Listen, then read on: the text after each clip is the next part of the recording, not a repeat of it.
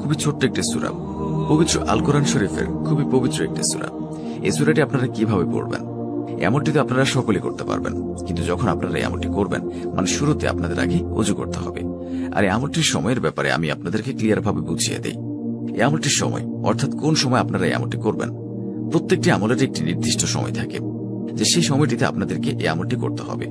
তো এই আমলেরও একটা নির্দিষ্ট সময় রয়েছে, আর সেই সময়টি হলো আপনারা এই আমলটি যে কোনো সময় করতে পারবেন। এটা হচ্ছে একটি নির্দিষ্ট টাইম। তো আপনারা যখন ওযু করে নেবেন, এই আমলটি করার জন্য প্রথমে আগে আপনারা পশ্চিম দিক হবেন অথবা কিবলামুখী হবেন। আপনারা অবশ্যই আগে পশ্চিম হবেন অথবা কিবলামুখী হয়ে বসে পড়বেন। তারপর আপনারা প্রথমে একবার আউযু বিল্লাহি মিনাশ শাইতানির রাজিম পড়বেন।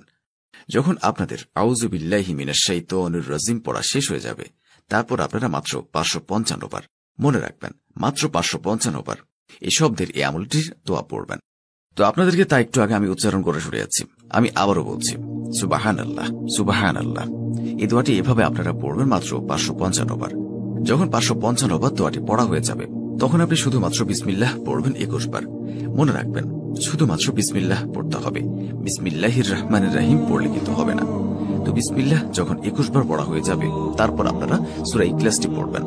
তো আপনাদের সুবিধার জন্য আবারও সূরা ইখলাস পাঠ করে শোনাচ্ছি। কুল হুয়াল্লাহু আহাদ আল্লাহুস সামাদ লাম ইয়ালিদ ওয়া লাম ইউলাদ ওয়া লাম ইয়াকুল লাহু কুফুয়ান আহাদ। যাদের মুখস্থ নেই তারা এখনই মুখস্থ করে নিতে পারবেন, আর যাদের আগে থেকে মুখস্থ রয়েছে তাদের জন্য আরো ভালো। তো সূরা ইখলাস, তারপর আপনাদেরকে পড়তে হবে সূরা ইখলাস মাত্র 21 বার। আর অবশ্যই মনে রাখবেন আপনারা যে 21 বার পড়বেন, প্রত্যেকবার মানে একবার একবার করে গুনে গুনে যে আপনারা সূরা ইখলাসটি পড়বেন, প্রত্যেকবার সূরা ইখলাস পড়ার আগে আপনারা বিসমিল্লাহির রহমানির রহিম পড়ে নেবেন। তারপরে সূরা ইখলাস পাঠ করবেন, এইভাবে 21 বার পাঠ করবেন। পড়ার পর আপনারা আবার সেই এক শব্দের দোয়াটি পড়বেন। সেই এক শব্দের দোয়াটি আপনারা আবার শেষে পড়বেন মাত্র 55 বার। শেষে শুধুমাত্র 55 বার পড়তে হবে। তো এইভাবে আপনাদেরকে আমলটি করতে হবে। এটি ছিল এই আমলের নিয়ম। তো তারপর আপনাদের এই আমলটি করা সম্পূর্ণ শেষ। আশা করি আপনারা এই আমলের সম্পূর্ণ নিয়ম বুঝতে পেরেছেন। যদি আপনারা এই নিয়ম অনুযায়ী এই আমলটি করতে পারেন, তাহলে আপনারা খুব তাড়াতাড়ি রেজাল্ট পেয়ে যাবেন। তাই আপনারা একবার হলেও এই আমলটি করে দেখুন, অনেক বেশি উপকৃত হবেন।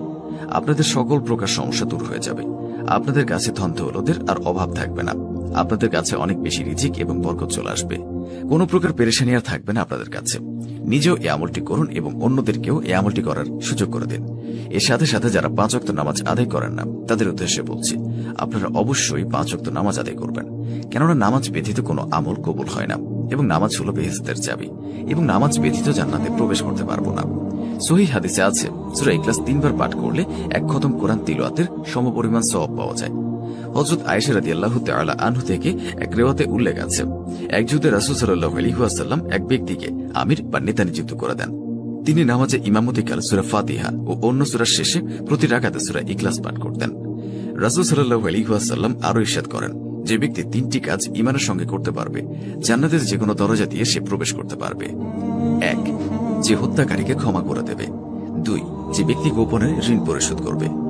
তো বন্ধুরা, এই ছিল আমাদের আজকের ভিডিও। ভালো লাগলে অবশ্যই লাইক, কমেন্ট এবং সাবস্ক্রাইব করবেন, এবং ভিডিওটির